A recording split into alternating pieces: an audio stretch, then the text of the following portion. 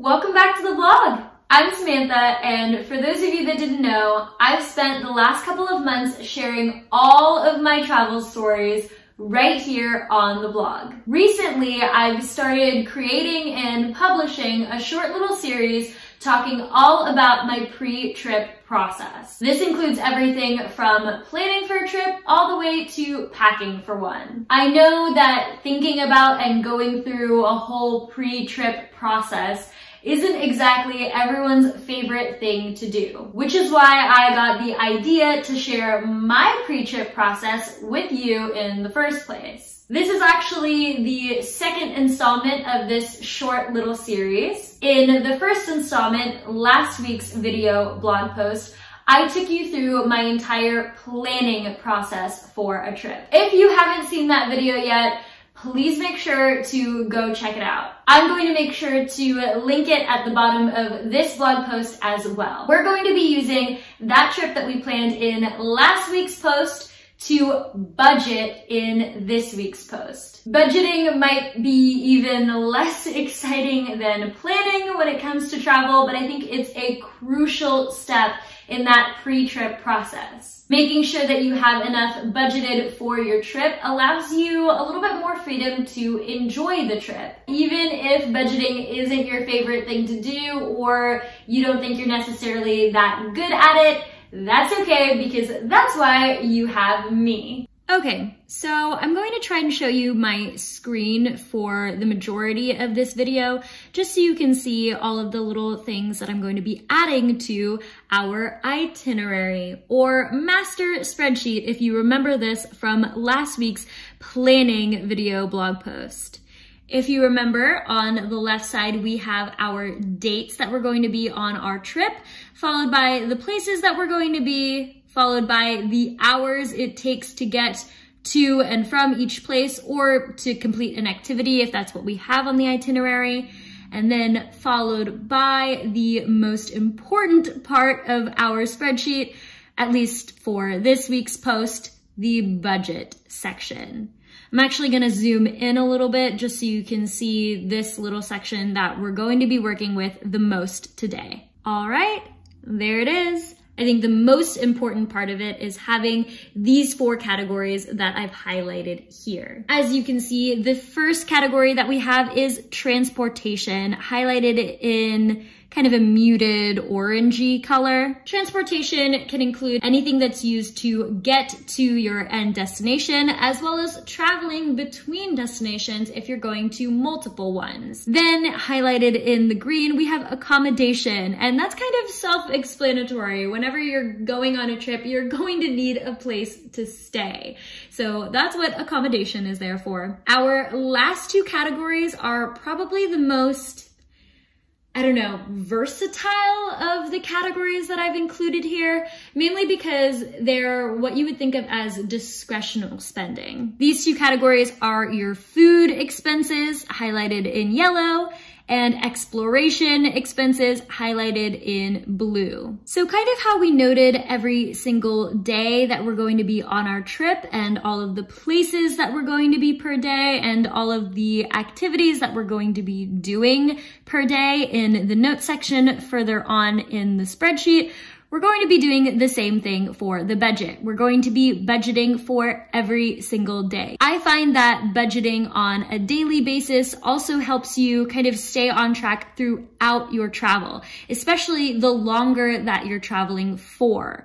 Or it also helps for budgeting for future travels. You tend to figure out what kind of traveler you are and how much money you tend to spend when you're on a trip. If you remember, we're starting in my home state of Oklahoma, in Oklahoma City, and our final destination is going to be Salt Lake City in Utah.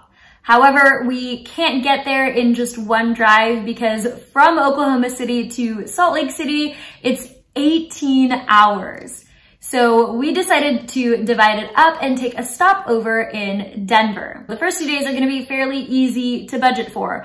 all you're really gonna need to think about is your set price for fuel, accommodation, and then of course, food. We probably don't need to worry about exploration since we're just trying to get to our final destination. So we can put this at $0. Going back to our first category of transportation, I know that to fill up my car, it's probably going to take anywhere from $40 to $50 every time I fill it up all the way. So I'm gonna overestimate here and put 50 because we don't really know what gas prices are going to be like in May. And as we fill up when we're traveling, we don't know what gas prices are going to look like in other cities and states. Then we have to think about accommodation and food.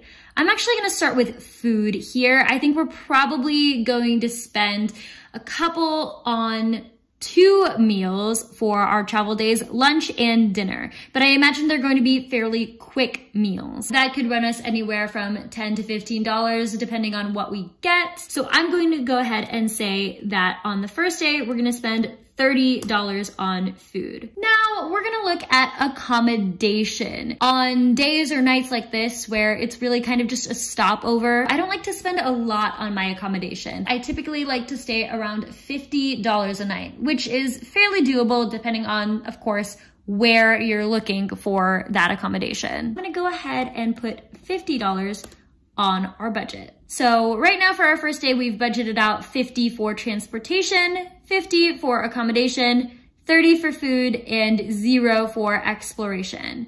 And then if you can see right here, I have a tab that says total cost, and that's what we've budgeted for the whole day, which is $130. Now, I know $130 for just one day seems like a lot. Something that I talked about earlier in the video was how the food and exploration category on the budget is discretionary spending. So if you think that we're spending a little bit too much on a particular day when you're budgeting out, you can always think to lower the cost a little bit by lowering the amount of food or exploration or activities that you're spending your money on. So on our second day, I'm going to say that we're probably going to need to fuel up again and get gas for our car. So I'm going to add another 50 to our transportation. I'm going to skip accommodation for a second. I'm going to go to our food category. And again, in an effort to lower this cost from yesterday, I'm going to say that we have leftovers. So I'm just gonna do half of our budget from yesterday, and then I'm going to be adding $0 to exploration.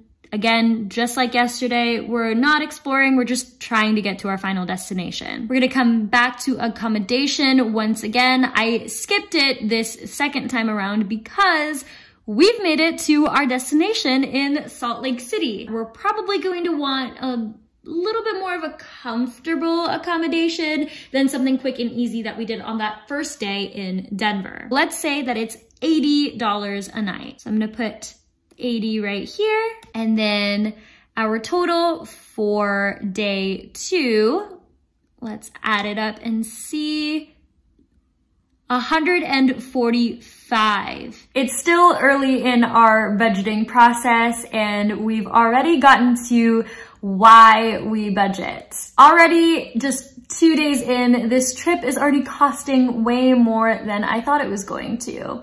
And the same probably could be said for you guys watching this video and reading this blog post. It's probably more than you thought as well. And that's why budgeting is so important. We want to know these things. That way we can figure out how to lower our costs if we're not wanting to spend as much as we're seeing the numbers go up. Or we can find a way to save a little bit more or make sure that we have enough to cover all of the costs that we're listing in our budget. For now, let's just go ahead and move on to our 3rd, 4th, and 5th day of our trip because we are finally in Salt Lake City. I'm looking at our itinerary here, and on our first full day in Salt Lake City, we have that we're kind of just looking to explore. So for exploration, I think maybe I'll put like $30. In my experience, $30 is safe if you want to maybe go to a museum or some sort of show. But of course, if it's something that you've always wanted to do and you know you want to do it, like I said, it's discretionary spending, completely up to you. We also have to think about our food expenses. So I'm thinking if we leave early in the morning to explore Salt Lake City, we're probably gonna wanna have lunch out. So I'm going to have maybe $20. And then I think we should go grocery shopping. I like to go grocery shopping whenever I'm in a particular place for an extended period of time because eating out can get expensive. Even if you don't have a kitchen, you can always buy cold foods. So things to make sandwiches for are very easy and nice to have. I also like to buy fruits like apples and bananas because those are even just nice snacks. So if we're going grocery shopping, I'm going to say we're going to spend maybe $30 to $40 on groceries. This is just an estimate. The other two categories we have left are accommodation and transportation, but I don't think we're going to need to fuel up today because we're staying in the same place. And we've already talked about what our accommodation was going to be like from the day before. So let's look at where we're at for day 3. Okay, you guys, it doesn't look like we are following a very good trend when it comes to spending our money because we are spending more and more every day. If this is the case with your budget, figure out where you can take a little bit out and sacrifice a little bit, maybe find a cheaper accommodation or figure out how to spend less on food or look for things that are free to do in the place that you're at instead of budgeting, say, $30 to do an activity. We have to be really careful with our 4th day too because we're going to be spending it in Antelope Island State Park, which is a state park pretty close to the Great Salt Lake, which we mentioned we really wanted to experience during our time in Salt Lake City. A lot of state parks typically have like an entrance fee or a park fee. It isn't very much. It's usually like $10 to $15, but that is something we're going to need to budget for in our exploration portion of our budgets. The good news is because we went grocery shopping the day before, we now have groceries to take with us into Antelope Island State Park, so we don't need to spend any money on food. I'm also thinking we probably still have enough gas, so today's expenses are just going to be accommodation, our $80 nightly rate for where we're staying in Salt Lake City, and our $10 to $15 entrance ticket into the state park. I think we're finally gonna see a little bit of lower numbers in today's budget. Oh my goodness, you guys, we are under $100. This is not a drill. On our 5th day, whatever day we're going from Salt Lake City to Ogden and Provo, we are traveling a bit. And we're going to be exploring 2 new cities. Even though it's not for an extended period of time, I imagine we're going to be spending a lot of money. We're going to need to add more fuel to our car. We're going to need to spend a little bit on meals. And then of course, we're going to need to spend some money on exploration. Okay, so like we talked about before, our Antelope Island State Park day comes to $95, and then our Ogden and Provo day comes to $190. Now, before we move on, I want to talk a little bit about where we can cut our budget a little bit. If this is maybe a one-off vacation, you know it's going to cost a lot of money and you're planning on spending a nice amount of money anyway on the vacation, by all means, go for it. Your budget really is going to depend on what kind of traveler you are. But for me personally, as somebody that travels pretty much full time, I don't like to spend more than $100 every day. So we're gonna cut some costs. I've cut some food expenses from our 2 big travel days at the beginning of our trip. I've also cut a couple of exploration costs from when we're going around Salt Lake City. Those two costs don't seem very big, and it's not really. We're still over $100 on most of our days. However, if you can cut costs even just a little bit early on, it's always best to try. There's always a fine line from underestimating how much you're going to spend and then overestimating. I find that underestimating can be dangerous because what if you end up spending more money than is on your budget? But overestimating can also be dangerous because then you're going to spend the whole time being too frugal or just being upset and not being able to enjoy your trip because you're worried about how much money it's going to cost. I think for these preliminary stages of our planning and budgeting process, we're in an okay place. Okay, so now we're shifting gears a little bit because we are done with our Salt Lake City / city portion of our trip. We are going to be starting to travel down to the southern half of the state from the northern half to explore Utah's beautiful national parks. As you guys can hopefully see, we're going to be spending the next few days in the southern half of the state as opposed to the northern half. It opens up a lot of money saving options for activities, exploration, as well as accommodation. But of course, we're probably going to need to stock up on food before we go. And then we're also going to need to think about how much fuel, how much more gas we're going to spend. So let's go back to our budget. And like I mentioned, we're probably going to need to stock up on food before we head to the southern part of the state. So we're going to need to redo this number that we had from our last day in Salt Lake City. I'm just going to add another $30. We don't want to head down south and not have any bigger or nicer grocery stores at our disposal nearby and not have enough food, especially if we decide to do an outdoors type of accommodation like camping. So our budget for this last day in Salt Lake City went up a little bit, but that's mainly because I added some more money in the food category to be used for groceries. Now, if you don't remember exactly what these numbers are going to mean in your budget, say for this food category on this last day, some of that money is going to be for lunch and dinner in Provo and Ogden, those other two cities that we're going to be exploring on that last day up north. And then some of it is going to be for grocery shopping to help us while we're in the southern part of the state. So if you're not going to remember that allocation, you can always write it down over here in your notes area. Because we're going to be spending the next few days or rest of our trip in the southern part of the state with all of the national parks, it's a really good idea to check out that National Park Service website that I mentioned in the first video blog post of this series. We are going to be spending the next 2-3 days of our trip in Zion National Park. That's our first one that we're going to be visiting. So on that first day from Salt Lake City to Zion, we're gonna need to set aside a lot of money for transportation because we're gonna need to fuel up again. We're also going to need to think about our park entry fee. So a lot of parks do have entrance fees, and those are fees that are going to need to be paid every time you enter the park.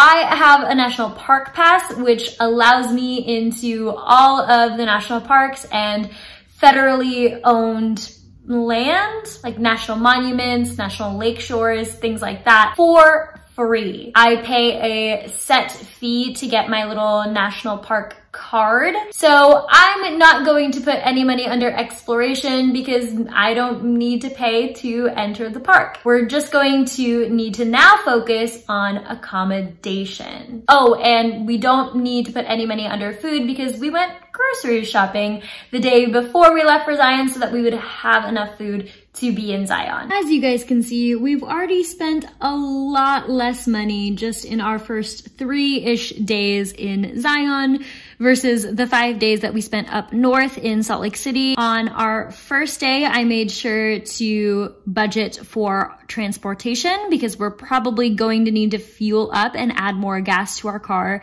to get all the way down to Zion. And then for food, I decided that since we've been kind of busy the last few days, we could maybe explore Springdale, which is that smaller city near Zion. Maybe we'll go out to eat, just have a small meal. So on the first day, we have a total budget of $120. As you can see, those next 2 days in Zion are much less because we don't have any food spending since we went grocery shopping, and we don't have any exploration spending since I have that national park pass card thing that I mentioned earlier. Now let's talk about accommodation, which I skipped this first day because we're going to be doing just one whole accommodation since we're going to be staying in the same area. There are multiple options for accommodation. We could camp in Zion National Park, we could stay in Springdale, or try and do an Airbnb near the area. This is going to require a little bit more research. So make sure when you're planning your budget that you're actually doing the research for the place. I'm imagining that there might be an Airbnb, a private room that we could stay in for $50 a night like we did at the very beginning of our trip. But if there's not, then we may need to spring for a nicer hotel in the Springdale area. As of right now, I put $50 down, but that might change depending on what we find out through our research of what kind of accommodation is available. Our next 2 national parks are going to be Bryce Canyon and Capitol Reef. I think if there are campsites available, we should try and camp in those 2 national parks. We're only going to be there for a night in each place. And so already we don't have as much time in those national parks. So camping in the area is going to save us time traveling to and from an Airbnb or hotel. And it's also a lot less expensive. So let's try and do that. A lot of national parks or even state parks have supply stores where you can buy necessities for your time outside. And a lot of this does include food and provisions like that. So I think while we're in Zion, we might as well stock up. It is a bigger national park and it's located near a town, which does have some stores and restaurants and things like that. So I think we should stock up on those necessities. So I'm gonna adjust our budget again a little bit for that last day in Zion and pretend like we're grocery shopping once again to prepare for those next 2 national parks. I'm also going to make sure I add some transportation costs for, again, getting more gas, more fuel for our car because it's going to be another longer drive to those national parks. We're starting to spend even less money, you guys. We have $80 that first day in Bryce Canyon and then $30 in Capitol Reef. Our next 3 days are going to be spent in the Moab area. That's where Arches National Park and Canyonlands National Park are located. I have, of course, some transportation costs there because we may need to fuel up again. I also have some grocery shopping costs that I added to the food category. I also have a slight exploration cost for that first day that we're in Moab. We get there a little bit earlier on in the day. And of course, we can always stay in our hotel or Airbnb or campsite, whatever accommodation we decide on for the time that we're in Moab.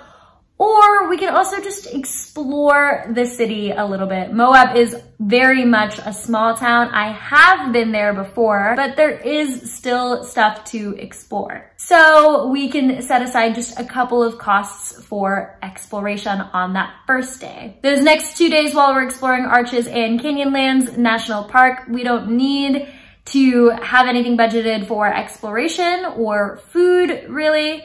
We don't even need to have anything budgeted for transportation because they're not very far away from Moab. I do have an accommodation cost for all 3 of those days though in the Moab area because like I mentioned, accommodation is priced nightly. And I've decided for this instance that we maybe should do an Airbnb for a similar reason why we did an Airbnb in Zion, because we're going to be in the area for a little bit longer and I want to make sure I have our comfort in mind. So this is what our Moab section of our trip looks like. I have all the costs that we talked about right here, and these are the totals. We are getting close to the end.